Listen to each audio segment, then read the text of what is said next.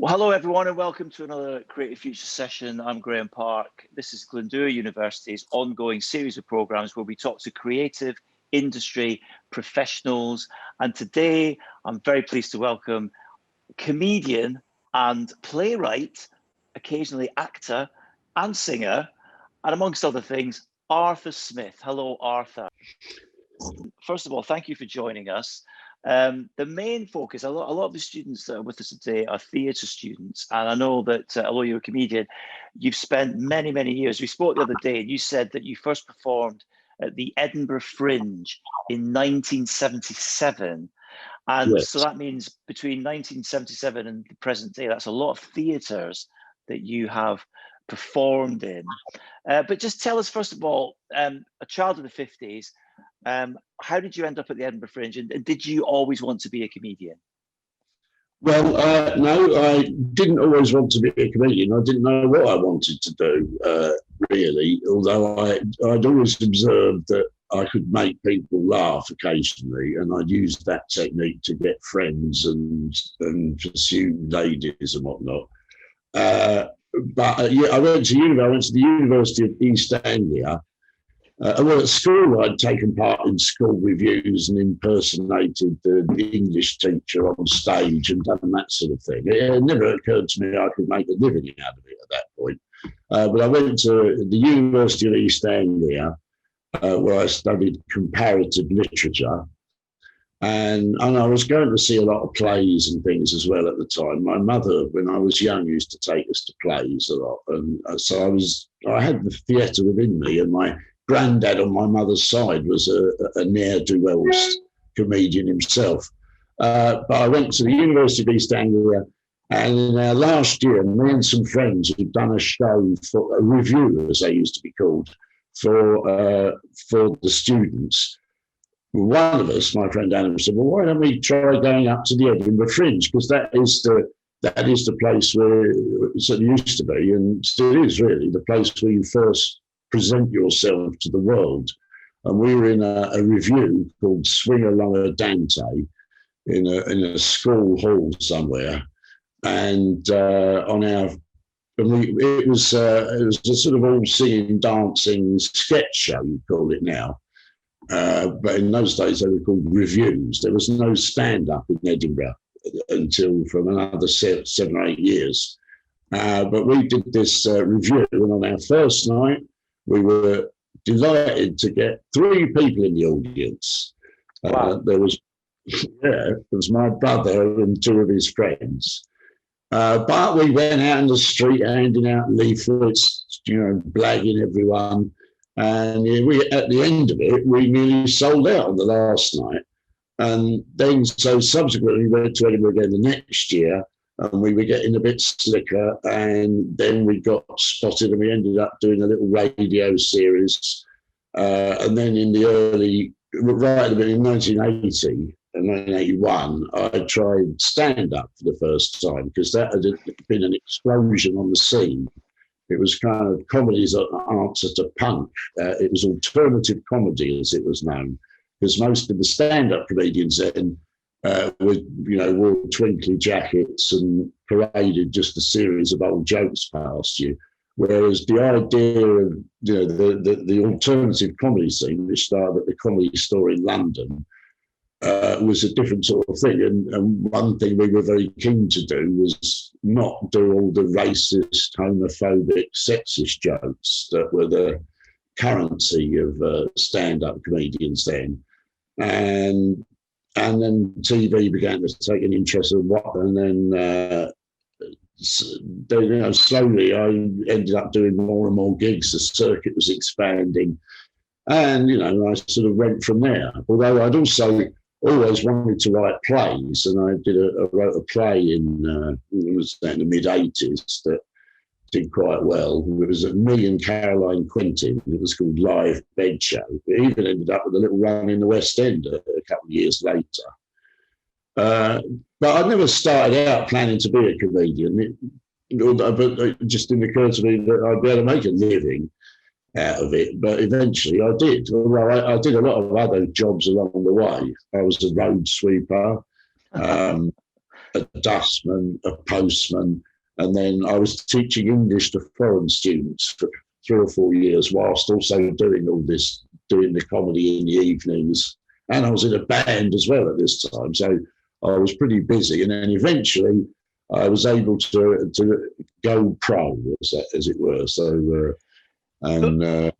yeah. When did you realise that you could go pro? And also as well, the jobs you mentioned you did, road sweeper, dustman, and English teacher to foreign language students, sounds to me like you might have got a fertile ground for material for comedy as well.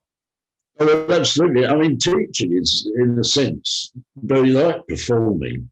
It's the same sort of thing. You've got an audience in front of you. I mean, you're not necessarily making them laugh, but you've got to sort of project yourself and talk to them.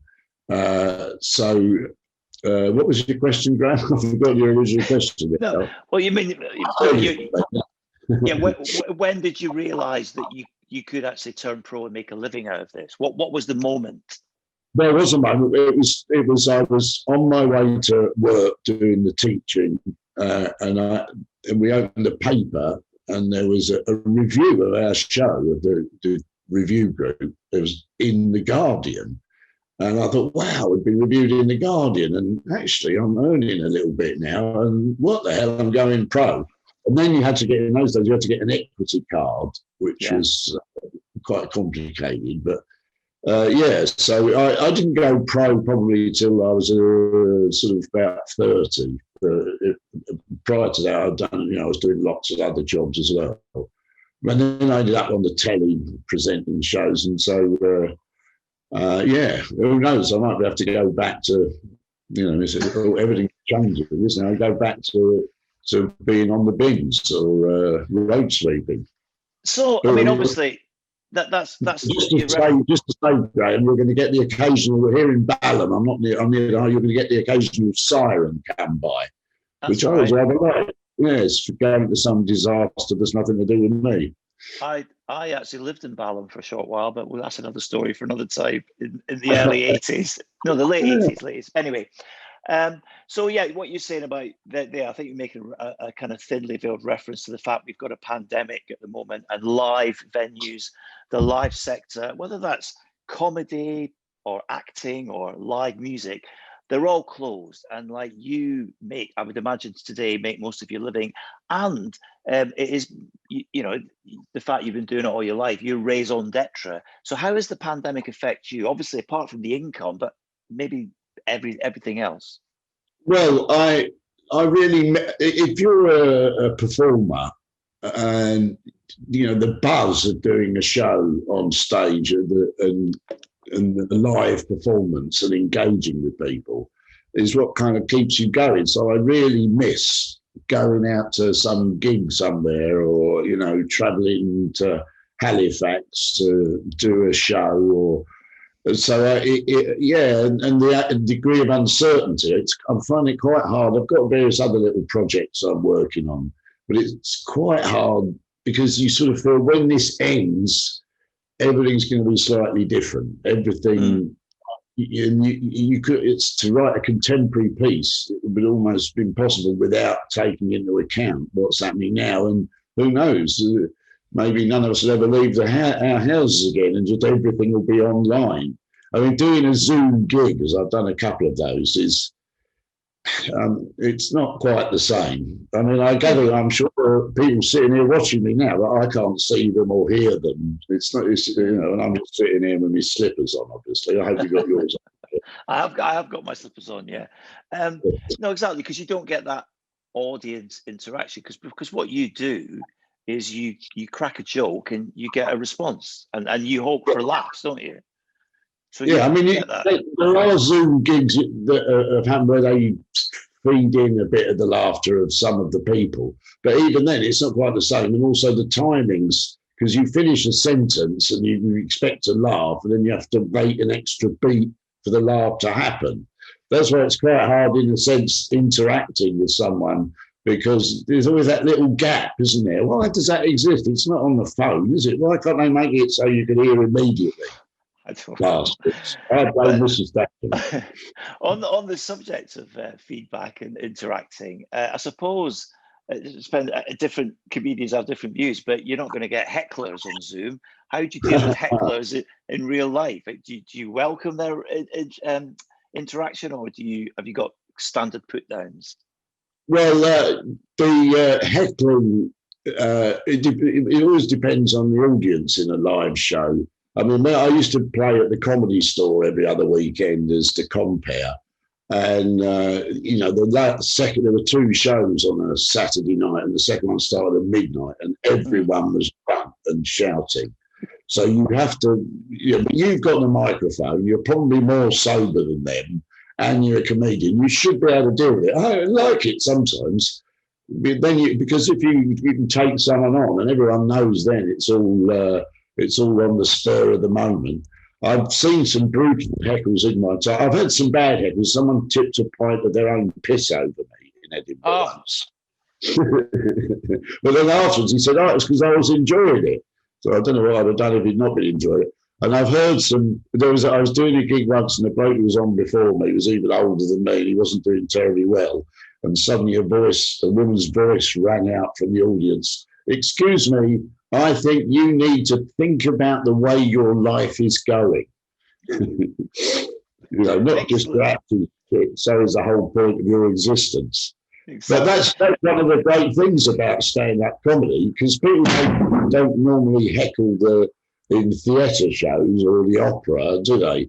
Whereas stand-up comedy, that's just all part of it. And sometimes the best moments can come when someone's heckling. You should be able to, there are standard lines, there used to be. You could say, oh, what a shame when cousins marry, or, and I used to like to say, it's nice to see the Bishop of Durham enjoying himself. And but usually if you take them on, you can win. And if they just carry on shouting, unfortunately you have to get security to take them out. Yes, exactly. So you've obviously learned your craft over the years by doing it live. I mean, nowadays, I don't know, we don't offer it at our university, but I'm sure there are courses where you can go and learn to be a stand-up comedian. Oh, yeah. And I remember a few years ago on the BBC Radio 5 Live, one of the presenters went to Edinburgh and learned to be a stand-up as part of his radio show. What advice would you give to people who want to, go into comedy? Well, the crucial thing is to find your own voice, is to realise what you can do. I mean, there's various things. You have to choose what you can have: high status or low status. High status means you come on stage, hey, here I am, and you know everything, and fuck you, here we go. And then there's low status where you're like, hello everyone, I'm sorry, I'm not here. Where you? So you have to decide where you are on that spectrum, and you just have to learn what your own voice is. I remember doing gigs with Jack D, for example, who some of you will know, and he used to come on and he was quite chirpy, and then he decided he was going to give up. At which point he had a few gigs left, and he came on with kind of being a bit like that and doing much the same material, but with a different sort of attitude. And bang, he started getting laughs in a way that he hadn't before. And it was because he'd found his own voice. Early on, people often sound a bit like some other comedian that they've seen who they've kind of copied. But you have to see who you are. What do you do best? Are you a surrealist? Do you want to do gags about the news? Do you want to not do gags? You just want to, more and more in stand-up, people like to tell their own stories. So, people do shows about depression and, mental health issues, and you can make those things funny. So just be yourself. Try and find who you are. Interesting. You say, like, you mentioned subjects like mental health, which isn't a funny subject, especially at the moment with the pandemic. People are suffering mental health. I mean, I've got students who've come to me and said, oh, they're struggling a bit. What is it that makes a comedian able to make taboo subjects and subjects that aren't funny funny, because if I started making jokes to my students about mental health, I'd be called up in front of management and out the door. So how do you do that? How do you approach a subject like that? Probably not if the jokes about mental health you were making were about your own problems, because then you're not taking the piss out of someone else.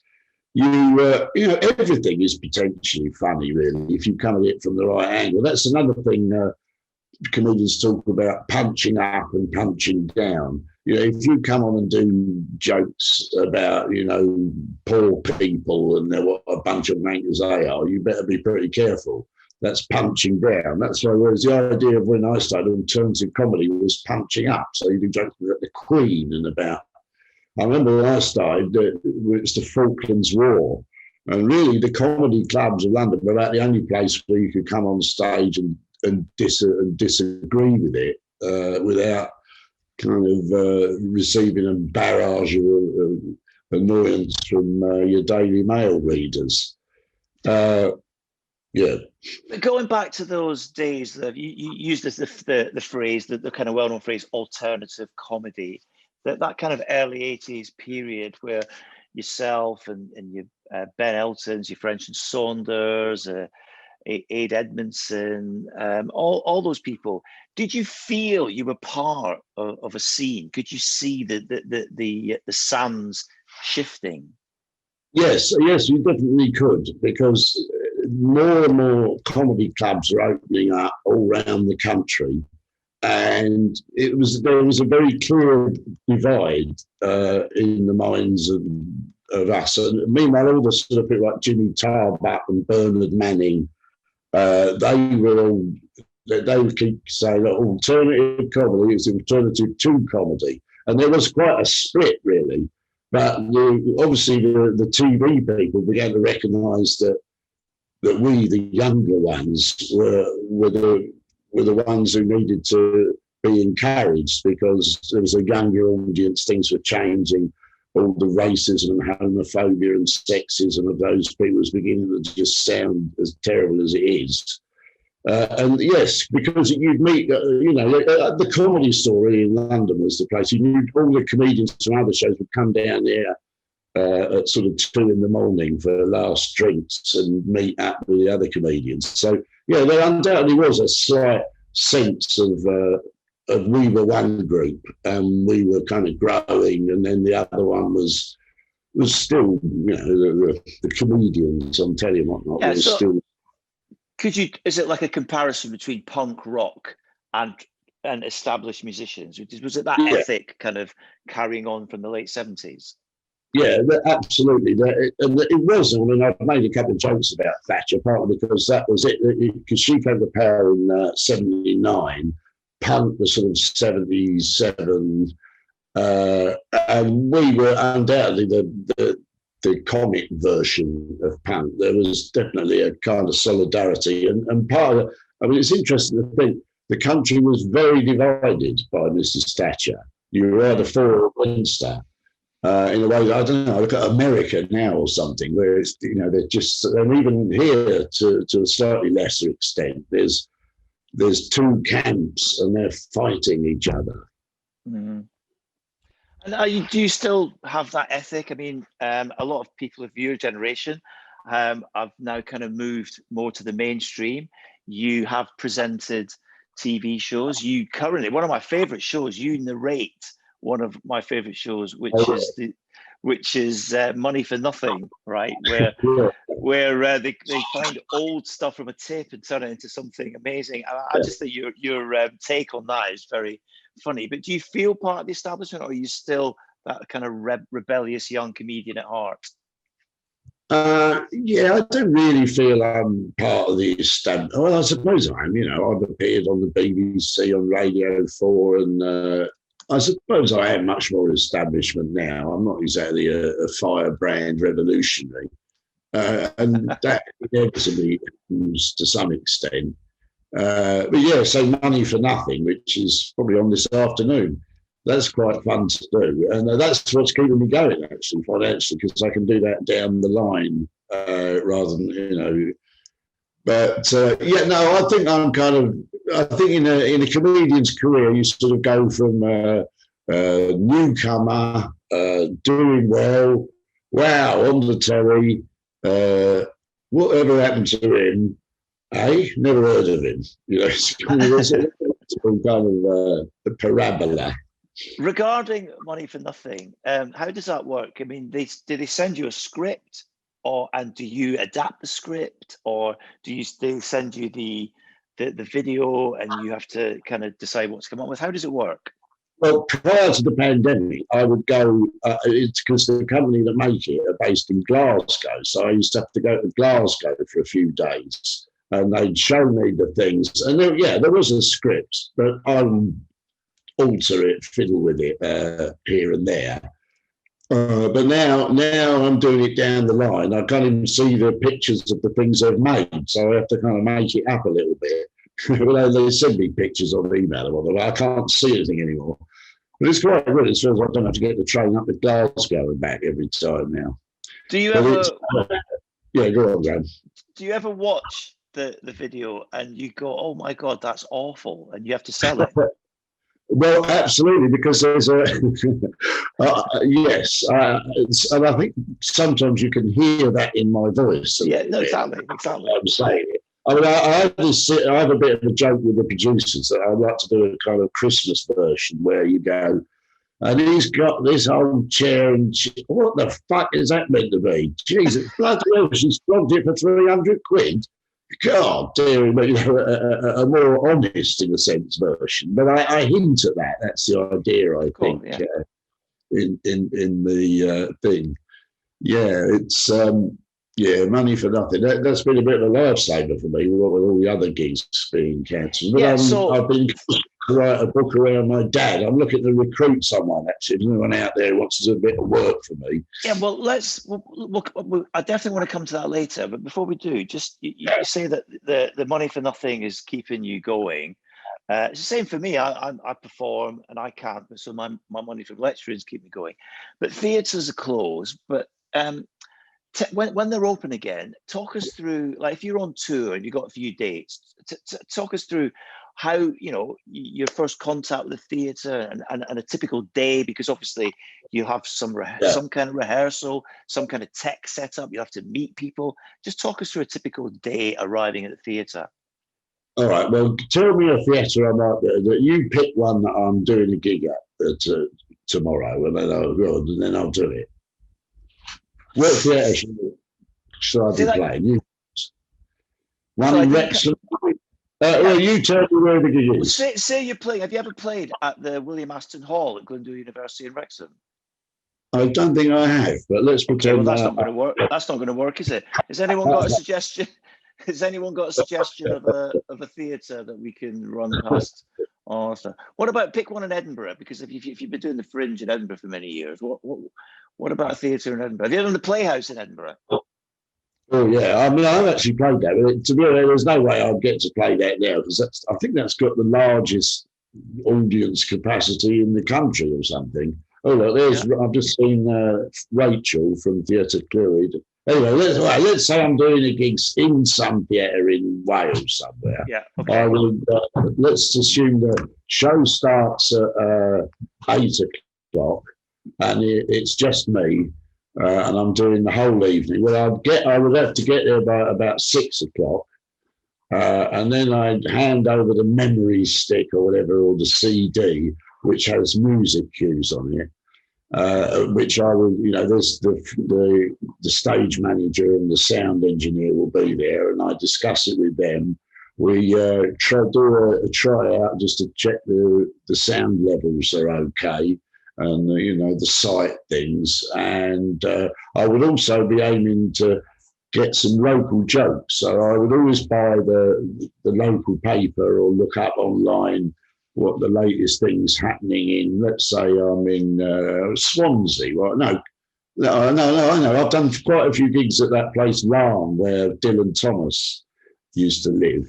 Let's assume I'm doing one there in the little school hall there.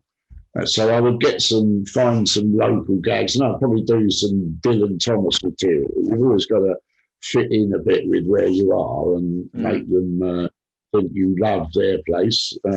Although it's always good. Another classic trick in comedy is, say I'm playing Cardiff, I'd start saying, who's from Cardiff? Great. Well, who's from Swansea? You scum. You set up a rivalry with whatever the local town, the other town nearby is, or something. There's always easy laughs to be had there. And occasionally I quite like to read, if there's an interesting story in the local paper, I quite like to, sometimes you come across the most ridiculous stories. Let's think of one. I found one, it's the headline of the paper, somewhere in Scotland, a little place in Scotland, and it was, the headline was, dog dumped outside supermarket, which apparently, and of course that could either be a dog was abandoned or it had a crap outside the supermarket.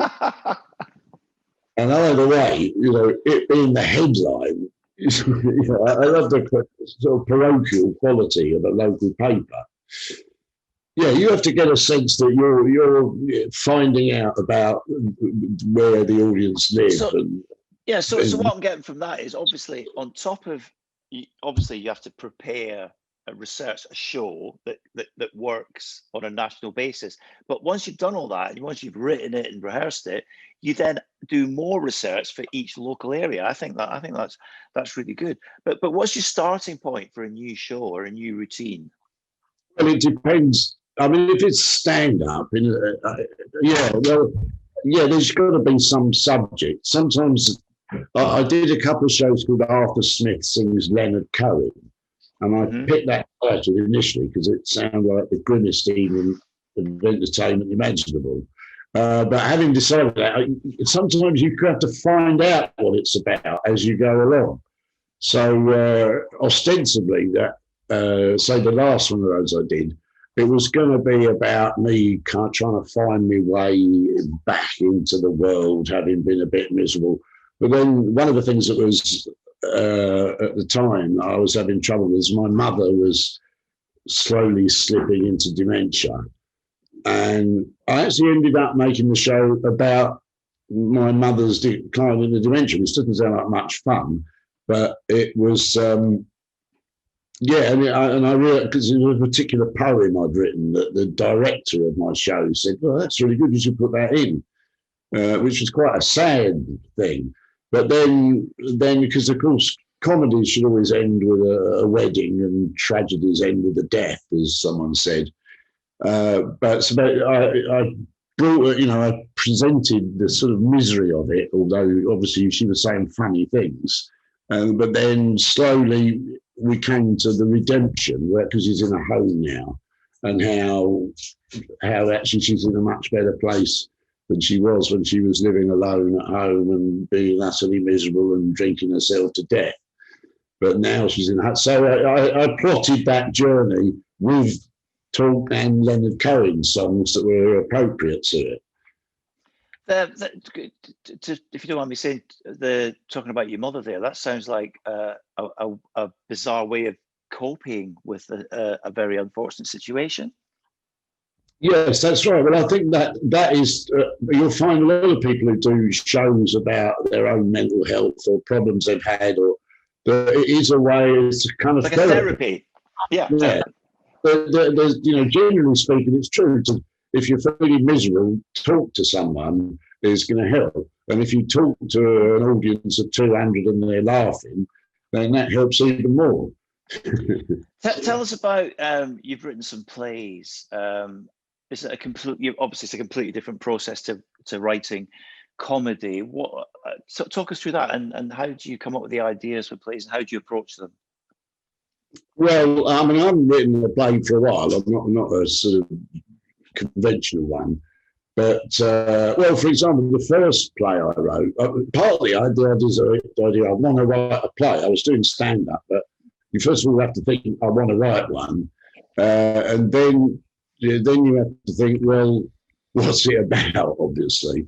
And my first one was called Live Bed Show, and it was based around the idea of a bed and two people. It was just going through their relationship. But the key, in writing a play, you have to you remember you have to, there's usually sort of three acts. There's the inciting incident at the beginning, where you set up the scene, and then something happens that changes everything and sets the story off. And generally there are three acts. So at the end of act one, suddenly everything's a bit different again. And then there's the long act two, where usually the antagonist is in trouble trying to find a way through. And then act three, the crucial big moment where everything's at stake. And that leads to the climax at the end. But really, I'm sure every writer has a different way of approaching it. Apparently, Alan Ayckbourn, the playwright, used to think about the play for 6 months, and then I suppose plotting it out a bit in his head. But then it actually only taken 4 days to write it because it was all in his head. You should.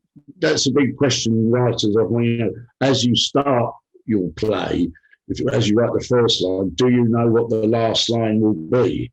Do you know where you're heading? And some people like to have it all sketched out before they start.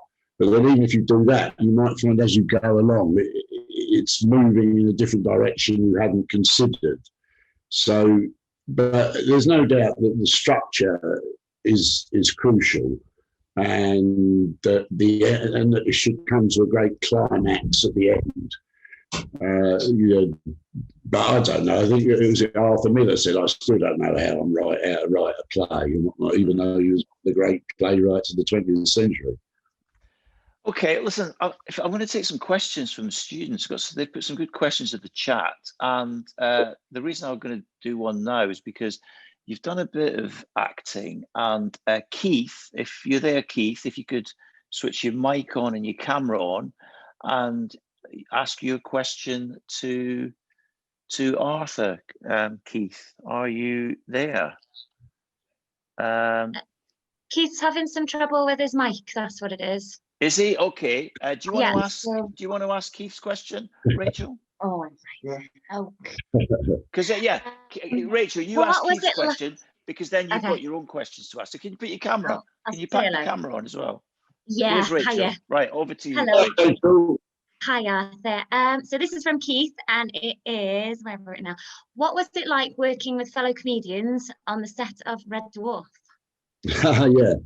Well, that was great fun. Red Dwarf. I'm sure some of you will be familiar with it. I was only ever in one episode, and yes, it was a brilliant episode. If you ever see it, Backwards, it's called, where they land on a planet where everything goes backwards. And so I was doing a scene where I had to come on, and I knew they were going to be running it backwards when it went out. So that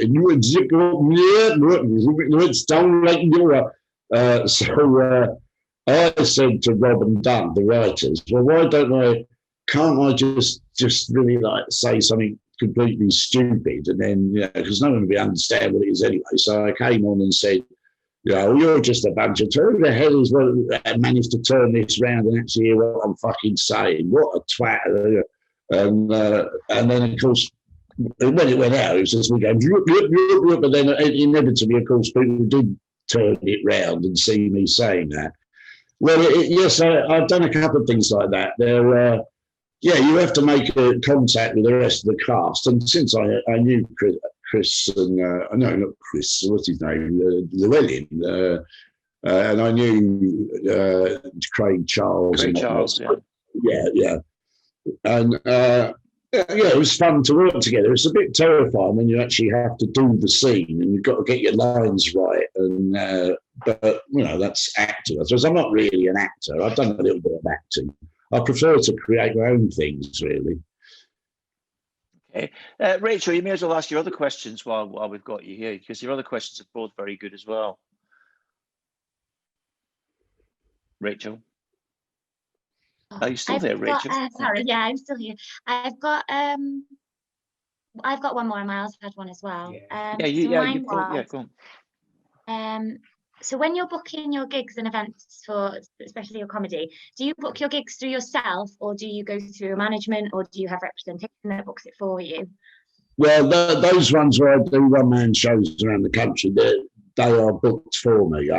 You have to have someone between you and, I suppose I could just write off to every theatre and say, here, come and please, can I come and do your thing? But that's not really my job. I have an agent who will seek them out. I've got several agents. I've got a voiceover agent, a performing agent, and a news agent. And I can't believe I'm laughing at that. Well, I'll sneak that in to get a cheap laugh.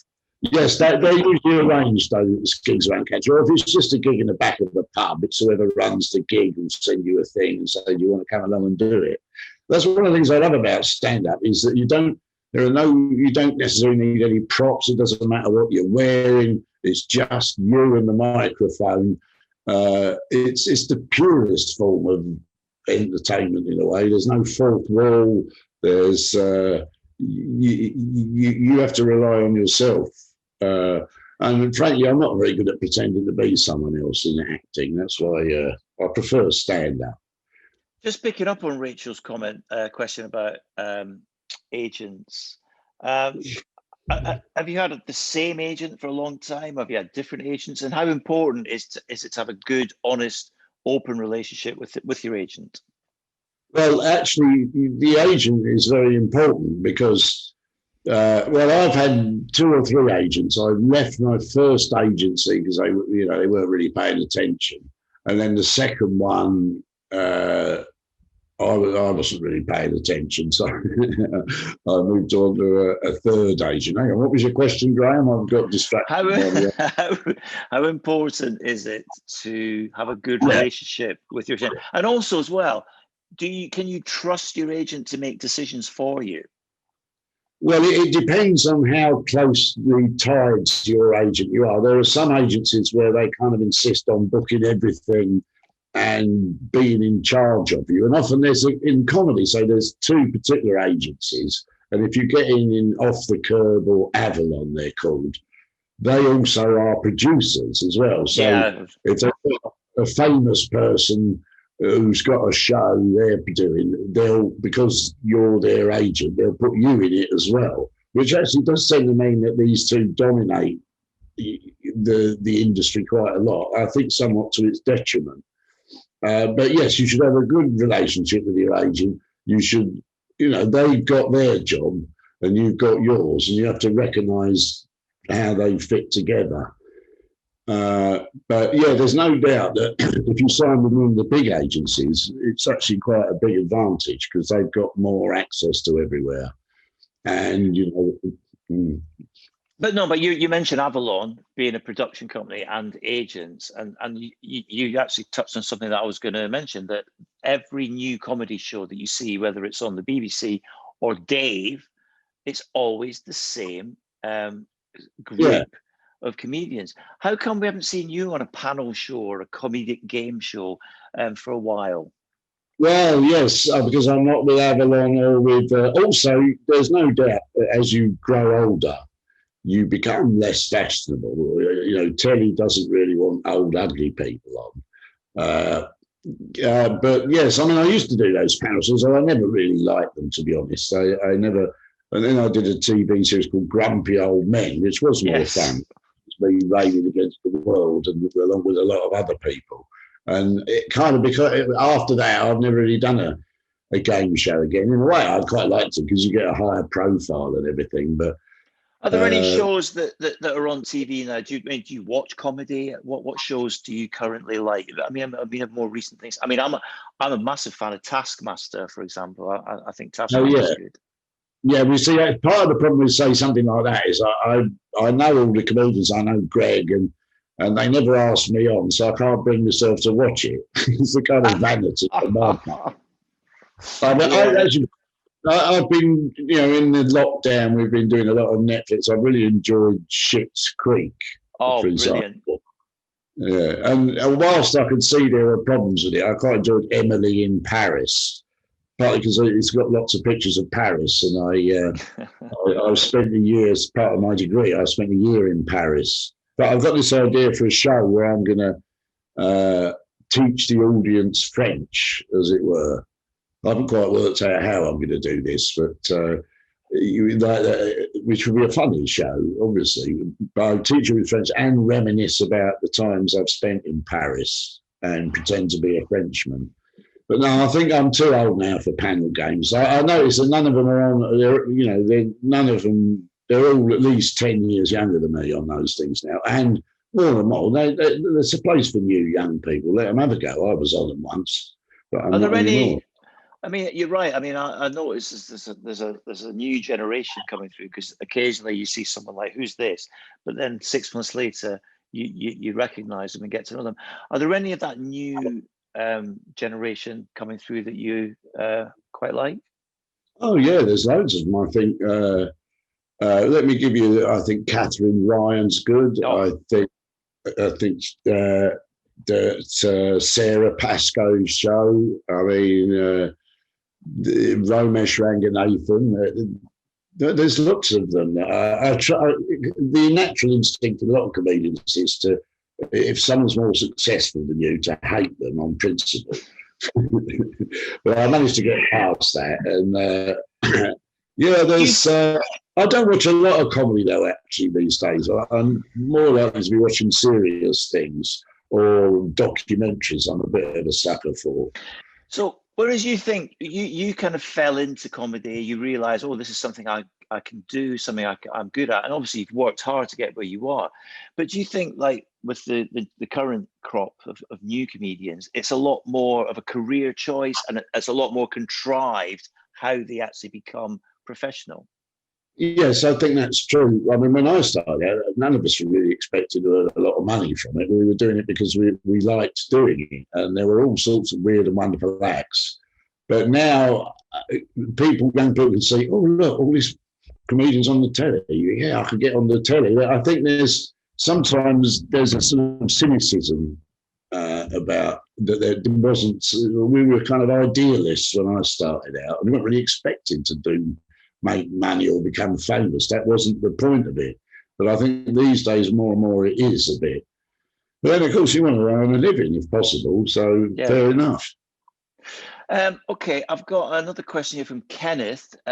Kenneth, if you want to switch your mic and camera on, and hopefully you can remember the question that you posted about half an hour ago. Are you there, Kenneth? Where's Kenneth? Hello, Kenneth. Hi.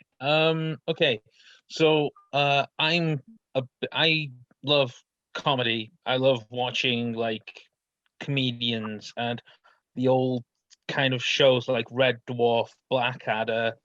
But what would be your best advice for someone who wants to break into like stand-up comedy and just comedy in general? Well, if you want to break into stand-up comedy, the key thing is just start doing gigs. The more stage time you get, the better you get, because that way you find what your voice is. You learn that gag really works and that one doesn't. You learn to rephrase something so it sounds funnier just with switching a couple of words around. It can be. But to be a stand-up, you just have to, there's a big open mic circuit. And where you go and where you're not paid, obviously, at that point. And you go and you do your 5 minutes, and some people never get off the open mic circuit.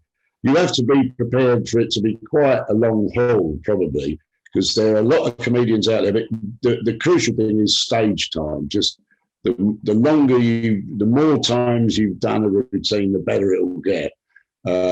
And you'll also find out what is it about you that's funny.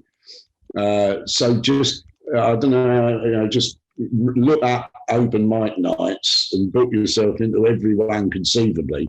And then one day there's that great moment that happens when they give you £5 at the end of it. And you feel like you're in heaven the first time that happens. And then, but obviously you can't live off of that. You probably still have to be doing a day job. And then there's this huge open mic circuit where people are trying stuff out. There's some controversy around it because some of these people more or less charge you to go and do a show, or you have to take 3 friends along or something. But obviously I'm not on the open mic circuit anymore, so I don't really know. But essentially, and try other things. Give it a go writing something. write a sitcom or a film, or you just got to keep plodding on. Really, you have to keep trying, do the gigs, try this out, send your gap. There's things like on Newsjack on Radio 4 Extra where anyone can send in a joke, and then you'll get one on, and you'll hear your own name and at the end on the list of writers, and you'll be delighted. It's a great feeling once you start get going. So I recommend, Kenneth, that you book yourself a stand-up spot as soon as you can. All right. Have you done a bit of stand-up then, Kenneth? Have you ever tried it? No, but I do kind of think about what I would talk about if I did do some stand-up. Some of my favorite comedians are guys like Russell Howard, Lee Evans, Bert Kreischer, those kind of guys, and a lot of them talk about their own lives and personal experiences and stuff. And I definitely have a shit ton of stuff like that I can draw from. So that's the stuff to start with, yeah. I mean, sometimes like Lee Evans, I always thought that. I mean, he had writers often writing for him, and that's how I was sometimes thinking he was pretending. You often see comedians, and it's useful to be annoyed at something, to be angry about something. That's one form of stand-up because the energy of your anger can work, even if, and you could be angry about the tiniest thing, and that can be funny. But I was talking with Lee, it was more his performance that got him going. I used to do loads of gigs with him in the 80s, Lee Evans. He's a nice guy. Does he really sweat that much, though? Is that really sweat? He really was. He really is like that. Another thing in stand-up, often people, when they're starting out, will start off by chatting to members of the audience. So, what's your name? What do you do? And then you play around with those jokes. Although that can be a bit tiresome when some comedians, that's all they do. And you think, oh, yeah, mate, get on with the bloody material. Okay, thanks for that, Kenneth. We're going to go back to Rachel because she's with Miles. I know Miles has got a question, but Rachel, did you not want to ask another question that you posted earlier, Rachel? Oh no, mine was just the post about possibly where he'd done stand-up, because I know Theatre do some things, and then Alexander's Live have comedy every Friday, where they have about 3 acts in, hosted by Danny McLaughlin usually. Yeah. Miles has another good place in Wales, the McCunthleth Comedy Festival. I don't know if you've heard of that. That is a really good place to try stuff out. Okay, where's that? Here's Miles now. One comes from me. It's just I saw you did some voice acting stuff on that Spud show, or Dave Spud thing. And I was just wondering, what was it like? Did you get to meet Johnny or work with him, and what was it like voice acting? Johnny Vegas, did you say? Yeah, Johnny Vegas does the Dave Spud, isn't it? Yeah, well, the Dave Spud thing, it's rather strange because you don't. This is a cartoon character, and I'm playing the father of Dave Spud, who's played by Johnny Vegas, sort of Dad Spud. But I record it totally on my own. The last ones, I go into a studio and I just record my lines. And I never see the pictures till it goes out. So I've not met Johnny Vegas, although I've met him before several times. So you don't all sit around together. Everyone does it individually. So I'm just sat in a little studio doing my lines. So, I go, oh, you can't do that. No, get away with it. Yeah, all right. It's a rather strange experience, which is absolutely the opposite of the experience of the whole thing put together. Because putting together a cartoon series is a huge, it's a very, very complicated, long-winded business, I gather. And the very last thing you do is put the voices on, so you can, I've been doing another series, and I just had to go up to a studio up the road and sitting there on my own mastering. And Johnny Vegas, by the way, I've done a few things, he can be quite annoying. I did a gig with him. He won't get off because he's actually, there's two. There's the actual guy, I can't remember his real name, and then there's Johnny Vegas, the sort of act which he does. And look, I was doing a gig in Edinburgh, and there was another show to come on after, and I was comparing. and he wouldn't bloody get off, and they had to cancel the show after, which I thought was rather just because he'd gone on for so long. So with Johnny Vegas though, does he switch off when he comes off stage, but he switches on when he goes on? Is it a proper full-on act? Yeah, it is really. Yeah. He's playing this character called Johnny Vegas. Yeah, and I mean, some people love him. He's very successful, but frankly, I found him a bit of an annoying twat, to be honest. When I did those gigs, he didn't get off, and I had to pay off the act after, and you know. Can I just ask you? Can I ask you about a fellow London comedian of a similar generation? Surely you must know Jo Brand, because I'm sure you've worked with her before. Yeah. I remember Jo when she was starting out. Oh, I love Jo. She's a fabulous woman. She when she started out, she used to call herself the Sea Monster. That was the name of it early on. And I've worked with Jo dozens of times, and I can tell you she's an utterly charming, generous, loving person. And is she is her comedy persona put on, or is that what she's like all the time? No, it's put on to a degree. You heighten aspects of yourself, but no, it is essentially Jo herself. And when she started out, you know, there were relatively few female comics then, and it's harder for female comics than it was then, because there's a lot of stupid men who can't bring themselves to find women funny, which is their problem as far as I'm concerned. They just don't really believe in the idea. So do you think the kind of alternative comedy scene of the early 80s helped change the way women were defined in comedy in what was a very male-dominated industry? Yeah, I would hope so. I mean, even then, it was still, you know, every woman comic will tell you they've done dozens of shows where they're the only female on the bill. But more and more, that's changing, I think, and, you know, as it should do, because... Have you ever done any work abroad, and if so, how was that? I did a bit of stand up in New York. I did a show called Arthur Smith Sings Andy Williams, which was actually more a kind of comedy lecture about this extraordinary Dadaist figure called Arthur Craven. Anyway, I remember I did that in New York, and the day it was opening, and it was the coldest New York had ever been, and people were advised not to leave their houses because it was so cold, which is not really what you want for when you're doing your first show. But yes, I've played. You have to be careful. Say you're doing a gig in America, you have to consider some of the material's not at all relevant. You're doing jokes about British TV shows they've not seen, or even words are different. Obviously, if you pants. I used to have a joke about, because of course, as we know, what Americans call trousers pants, and they call braces suspenders. And I had a joke about, I was in New York, and I said, I got invited to a party. I said, what should I wear? And she said, I should wear pants and suspenders. And then I said, so I did. It was the best night I've ever been to. That's brilliant. And I've done gigs in Scandinavia, where in English, where they all speak very good English, but you have to be slightly slower and clearer in your delivery and not use too many obscure idioms. And I've done Berlin and Australia, and that's one of the joys, going around the world a bit. Not so much now, but yeah, I've been around a bit. So you mentioned earlier this book you're writing about your father.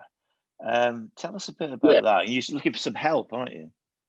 Well, yeah, because my father wrote a memoir. In fact, I did a show about my dad, but he wrote, when he retired, we got him to write down all his stories in a book, which I still have. And he'd had quite a time. He was a prisoner of war. He was in the war. He was captured at the Battle of El Alamein. And then he was a prisoner of war for 2.5 years. And he ended the war in Colditz Castle, which probably not your students won't know that now, but he was quite famous at the time as being the place where they put all these prominent people who could be used as hostages, and people who are always trying to escape. And this was deemed to be very secure, Colditz Castle. Anyway, my dad job was to be essentially like the butler to the posh guys who were there. So I had a joke about it was my dad's job to wipe the arse of old Etonians, as we all must continue to do. But I've since got a deal, because he wrote this memoir, which is about 25,000 words, and it's also about him being he was a policeman in London after the war. And so I'm going to write a book around the memoir he wrote, which means that I'm trying to find any keen historians who want to go and look up all the military records and whatnot, so I can fill in some of the blanks of what his war was like.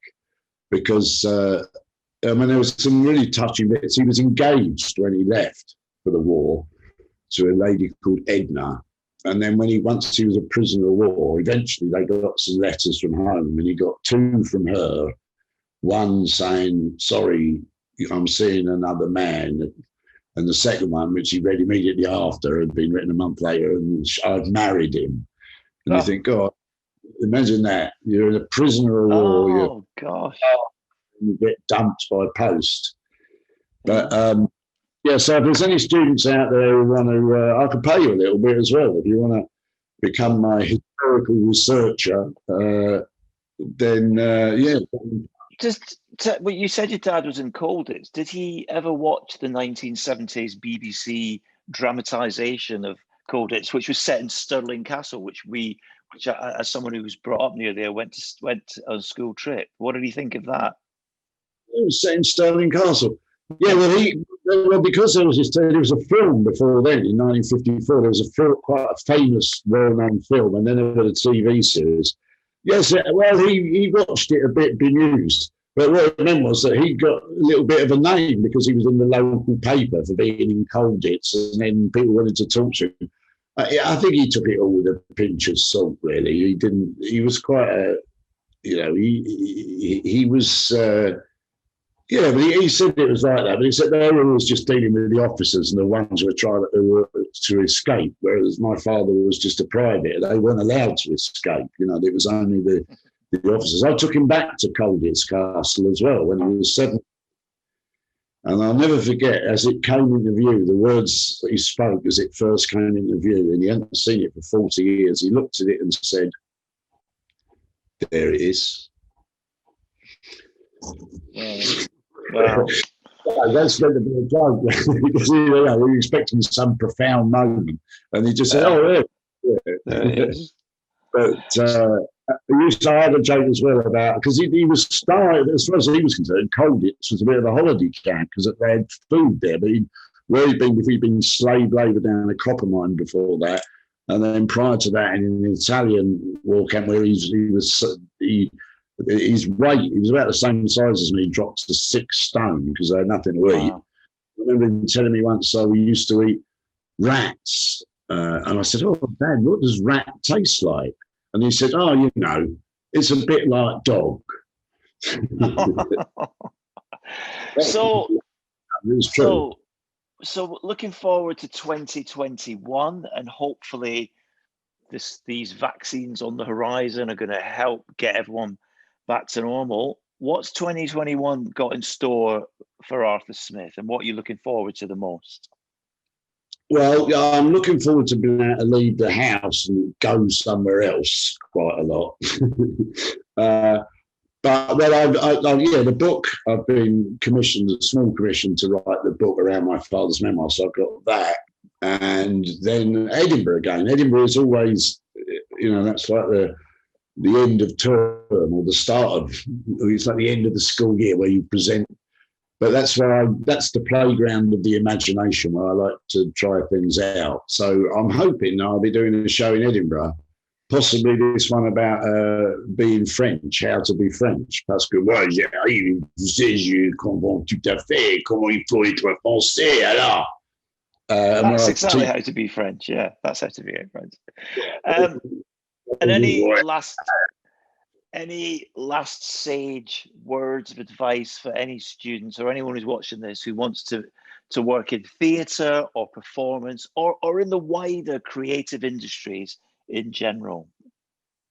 Well, keep going, really. If you want to, if you want to write something, keep going and get to the end, even though sometimes you'll think this is shit, I don't really want to be doing this. Try and make contacts with other people. Present yourself. If you want to be a performer, go and do stuff on the stage. Get a really good, what do you call it? Videos of you acting to send to everyone. You've got to sort of pursue it as much as you can, and try and be true to yourself. Try and think, what is it that you know about or that you're interested in that maybe other people aren't, and present that in whatever form you can.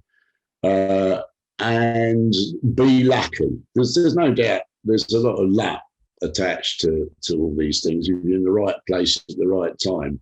But, get out there, network, put your thing, especially these days, put things online, and good luck.